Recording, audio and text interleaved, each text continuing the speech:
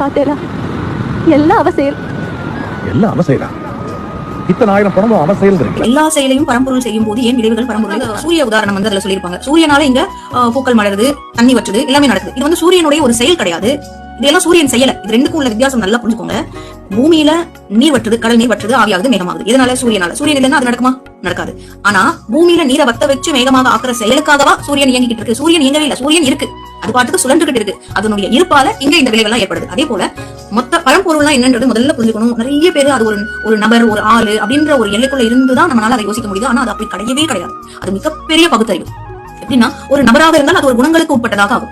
ஆனா அது வந்து ஒரு நபராக அது இல்லை. இப்போ வந்து நம்மளுடைய ஒரு ஜீவனை ஆத்மா என்றும், பூச்சி, மரம், செடி, கொடி எல்லாத்தையும் உட்படுத்தி அதுக்குள்ள இருந்து எல்லாத்தையும் ஒன்னொன்னா தனித்தனியா உள்ள இருந்து எல்லாத்தையும் உணர்ற அந்த அறிவை மட்டும் நம்ம சேர்த்தோம்னு வச்சுக்கோங்களேன். உருவங்களை விட்டுடுங்க. ஆனா அதனால உணரப்படுற அந்த அறிவை எல்லாம் சேர்த்தோம்னா அது பரம்பொருள்.